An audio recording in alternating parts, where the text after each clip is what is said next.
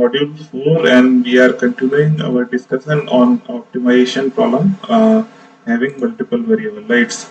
So today we are going to discuss one method. If time permits, then actually I have two methods to discuss. One is Davidson-Fletcher-Powell method, and another method is also there. Okay, there are only two methods which has not been discussed in module 4. Okay, so maybe if time permits, I will complete all these two more methods today itself. Otherwise, we will continue to the next lecture, which will be held tomorrow. Okay, and after this, we will close module 4. And from the next week, we will be continuing module 5th. We will start module 5th module. Okay. So today, as I told, we will be discussing about Davidson-Fletcher-Powell method, which is also known as DFP method, right? So in short, it is written as DFP method sometimes. Okay. So I have only listed out the main steps in this particular method. So these are the 4-5 steps which are involved in this method, and we will take the same problem which we have discussed in the previous example in order to understand the DFP method, right?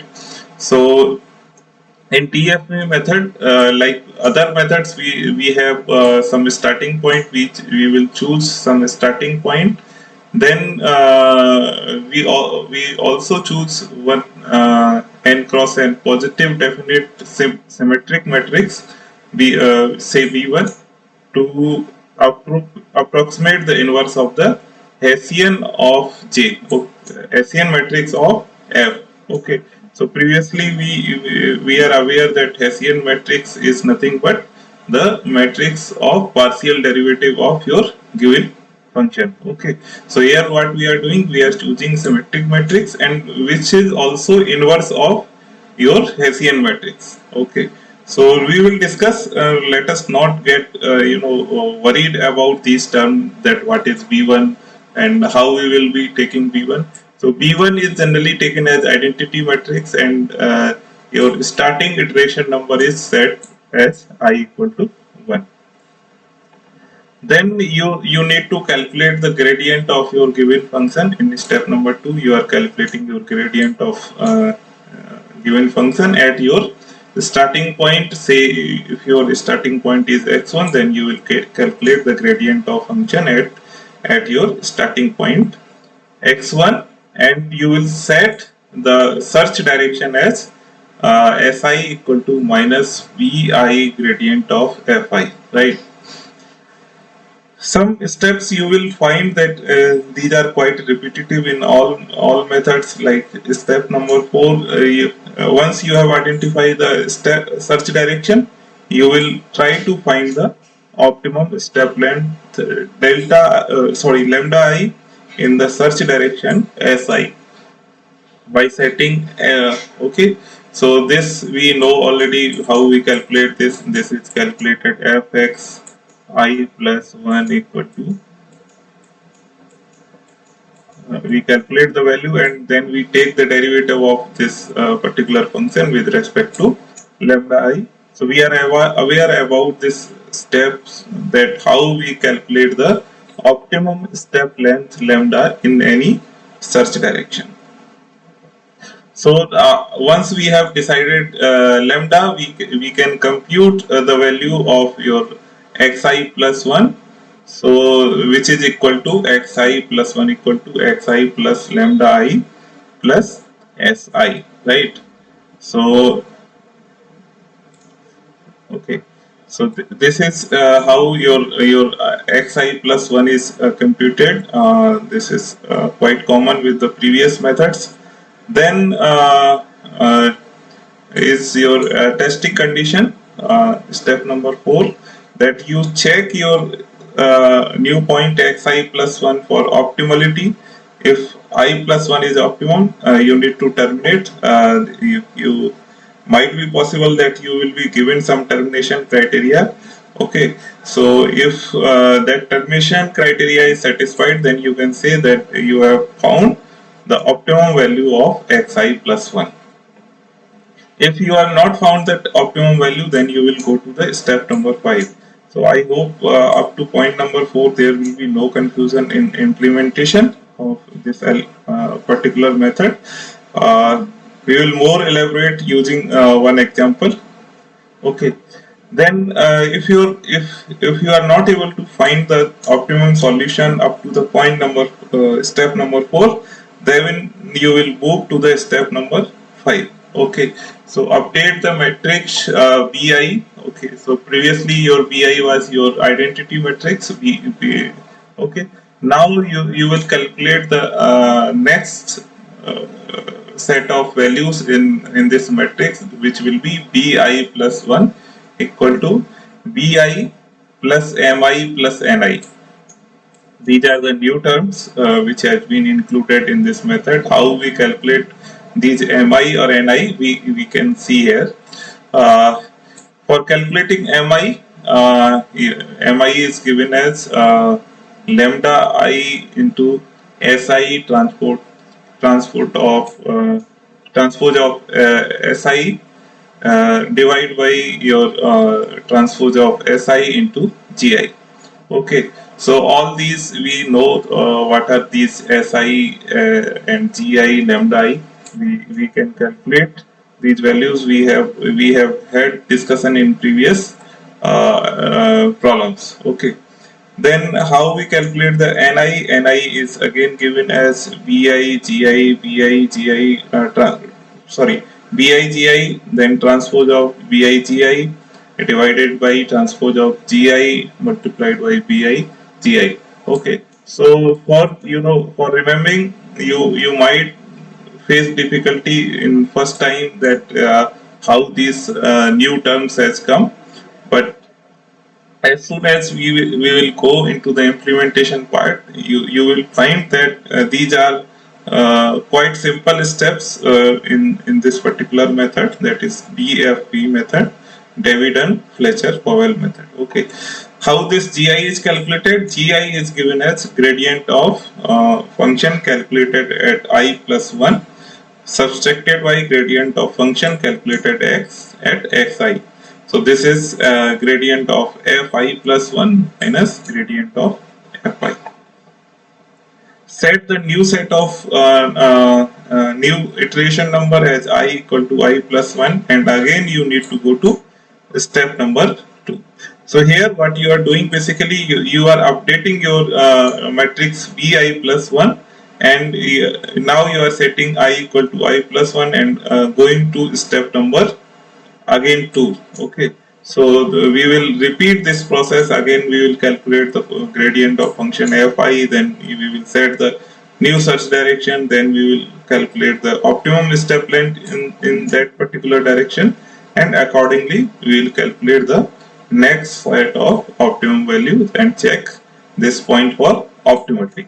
If you are able to find the optimality point, then you will terminate, otherwise you will move to step number 5, and again you will calculate the value of your bi, next set of values for matrix bi, right? So this is basically about your DFP method, and we will try to implement this method in the same example very quickly. I hope I will be able to complete both the method which I wanted to discuss today, so that we can close this module. Okay, so let us move to the problem, that is minimize the function fx1 x2 is equal to, we are continuing with the same problem. Let me not read the whole problem statement. Starting from your starting point x1 equal to 0 0, using the DFP method with your b1 is given as well as your termination criteria is given, that is epsilon equal to 0.01. So for iteration number 1, what we will require, here bi is given. Now you need to calculate the gradient of function. we will move to the, because we already have value of bi, that is b1. Okay, so we will look into the we will do the or we will find the search direction as mentioned in your step number 2, right? So what is how you will find the search direction? First you need to calculate the gradient of function at that at your starting point.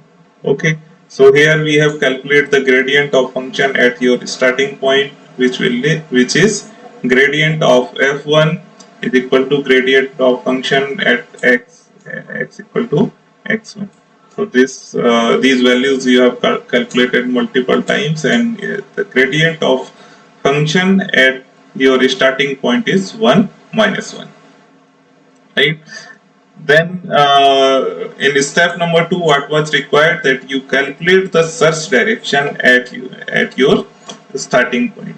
So and this was si equal to minus bi gradient of fi. So for I equal to 1, this will be s1 equal to minus b1 gradient of function at your starting point, that is x equal to x1, right? So b1, it is already given in your problem, it is 1 0 0 1, and gradient of function at x1 is 1 minus 1. This we have calculated here. Okay, so the search direction is coming, s1 is equal to minus 1 1. I hope there is no confusion up to this point. And after calculating this search direction, what you will find, you will try to find the optimum step length as mentioned in your step number 3. Okay, it is mentioned here that you need to calculate, once you have identified the search direction, you will calculate the optimum step length lambda in that particular search direction. Okay, so here what we are doing, we are calculating in order to calculate the lambda 1, what we will do, we will compute the value of your function at x equal to x1 plus lambda s1. So this will be x1 plus lambda 1 s1. So this will be 0 0 plus lambda 1 into minus 1 1. So the value of function, this will come minus lambda minus lambda 1 and lambda 1. If you put these values in your given expression, you will get lambda 1 square minus 2 lambda. Okay, calculate the in order to calculate the optimum value, what we will do, we will take derivative of this function, that is fx2 with respect to lambda 1, and you will get the value of lambda. We have computed the derivative of your function with respect to lambda 1. So if you take the derivative, you will get the value of lambda 1 star, which will be equal to 1. Okay, so once you have calculated the value of lambda 1, what you will do, you will calculate the next optimum point. So this will be x2 equal to x1 plus lambda 1 s1. Okay, so x1 is 0 0 plus lambda 1 is 1 into minus 1 1. So your value of x2, that is the next optimum point, is minus 1 1. I hope there is no query up to this point. If there is any issue, you can ask. Otherwise, I will move to the next step. That is, once you have identified your x2, and we have completed your step number 3. What we will do, we will move to the step number 4. That is, you need to check that whether the current point is optimal or not. Okay, so just a second. Yes. So so from this, what we will do, we will calculate the value of gradient, because we are given certain termination value epsilon in this particular problem. The termination value is 0.01.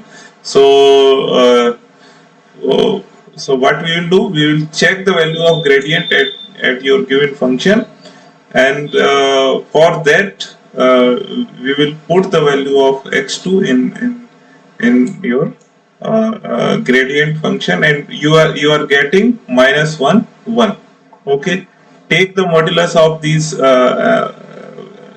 gradient of function at x equal to 2. You are getting gradient of f2, modulus of gradient of f2 is equal to 1.4142. Okay, so this is again greater than your termination value. So it means you have not got the optimum point. Okay, so if you have not got the optimal point, what we will do, we will update the matrix bi, and in order to calculate in order to update the matrix bi, there are several terms which are needed. Okay, so in this step number 5, you can see you need gi, you need mi, you need ni. So even for calculating MI and NI, there are several terms needed: SI, transpose of SI, transpose of SI, then GI. So the basic thing which we can calculate easily, that is the first step is to calculate the GI, because GI is needed in all. SI we are already knowing that S1 is equal to the search direction, which we have got in previous iteration. Then we have already value of lambda I. Similarly, we have value of bi, gi. Okay, so let us calculate these values. G1, because we need to put this value in for calculating mi, ni. Okay, so for calculate the value of G1, G1 will be gradient of F2 minus gradient of F1, as mentioned in your step number 5. Gradient of x2 minus gradient of x1, right? So here we have calculated G1 equal to -1 -1 -1 -1. Okay, so if you solve it, this will become -2 0. Then these are the terms which are needed in order to calculate your B2. Okay, that is you want to update your B1 matrix from B1 to B2. Okay, so the second term that need to be calculated is the transpose of your search direction at x1 multiplied by G1. Okay, so transpose of your search direction will be -1 1, and this will be -2 0. If you solve it, this will become 2, right? Then second term that needs to be calculated is your transpose of your search direction multiplied by the transpose of your search direction. So this is -1 1 -1 1. Again, this will become a 2 cross 2 matrix. This will be 1 -1 -1 1. Then you need to calculate B1 multiplication of B1 and G1, which is needed in order to calculate your NI. So this will be 1 0 0 1 0 2 0. So this will be equal to -2 0, right? Then you need to calculate the another term for calculating NI. This will be P1 G1 transpose of this whole multiplication. Okay, so this will be basically the transpose of this expression, and this will be -2 0. Then you need to proceed ahead, and you need to calculate the this term which is needed in order to calculate your NI. So this will be G1 B1 transpose of G1 B1 into G1. So transpose of G1 is -2 0. then your B1 matrix, then your G1 matrix. So if you solve this expression, you will get equal to 4, right? So since we have got all the expression involved in calculating the mi and ni, here I is equal to 2, so we can put that m1 is equal to lambda 1 s1 multiplied by transpose of s1 upon transpose of s1 into g1. We have calculated these term as stated here. We have calculated these term, so we can simply put these values and you will get lambda equal to 1 multiplied by 1 by 2 multiplied by a matrix 1 minus 1 minus 1 1. Okay, if we solve it, you will get 1 by 2 minus 1 by 2 minus 1 by 2 1 by 2. You will get the value of your matrix M1.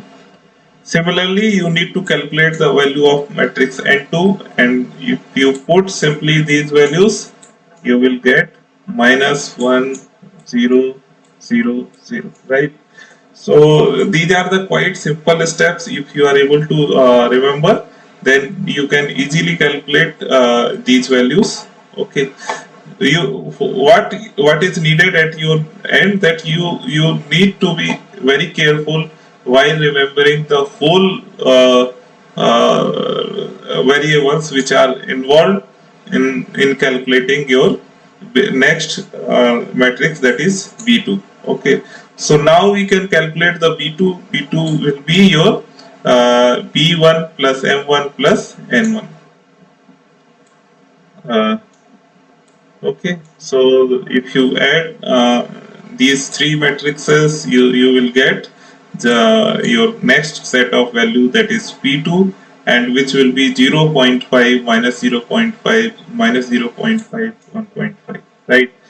So after calculating this B2, what you will do, you once you have calculated B2, you will set I equal to I plus 1 and you will go to the step number 2. So this will be your, again, what will be required, you need to calculate the gradient of function at x equal to 2, and your search direction will be s2 equal to minus p2 gradient of f2, right? So repeat this process, that is in step number iteration number 2. We are repeating the step number 2, so this we are getting the search direction s2 equal to minus p2 gradient of function f2, right? So this will be minus p2 into gradient of a function calculated at x2. So this will become 0 1, and in order to find the once we have identified the search direction, what is our next step, it is quite common that you need to calculate the optimum step length in that particular direction. Okay, so here what we will do, we will calculate the value of lambda 2, and in order to calculate the value of lambda 2, what we will do, we will calculate the value of function at x equal to x2 plus lambda 2 s2. Okay, put these values. Repetitive step, I think there is no confusion in implementing this step. Then you will get this expression. Okay, so in order to get the optimum value of your lambda 2, what you will do, you will take the derivative of your function with respect to lambda 2, and you can see your lambda 2 will come around 1 by 2, that is 0.5. Once you have got the value of lambda 2, calculate the optimum point, that is x3. x3 will be lambda x2 plus lambda 2 s2. Sorry, s2. Okay, so what was your s2? s2 was 0 1, right? So this will be x3 equal to x2 plus lambda 2 s2 is equal to minus 1 1 plus 1 by 2 multiplied by 0 1. So this, if you solve this, this will come minus 1 1.5. Okay, again once you have got the our next optimum point, that is the x3, you need to check this point against the optimality criteria. Okay, so what is the optimality criteria? Your termination condition, that is it should be less than 0.01. Okay, so to calculate the gradient of function at x equal to 3. So if you calculate the gradient of function at x equal to 3, this will be gradient of f3 will be equal to 0, 0. Take the modulus. So this is coming 0. So which is obvious that it is less than 0.01. Okay, our termination condition was that your epsilon should be less than equal to your gradient of function at optimal point should be less than 0.01. So because this termination condition is satisfied, we will say that we have reached the optimum solution, and which is x3 equal to minus 1, 1.5. I hope all of you are able to follow the steps involved in this particular method, that is David and Fletcher Powell method. Okay, so for today I think I should stop here, and tomorrow I will take the last method, which is Bryden, Fletcher and Goldfarb Sano method, which is also known as BFGS method. Okay, tomorrow I will take this particular method, so that your module 4 is completed. Okay, so if there is any query on this particular method, that is DFP method, for today you can ask. Otherwise I will stop here, because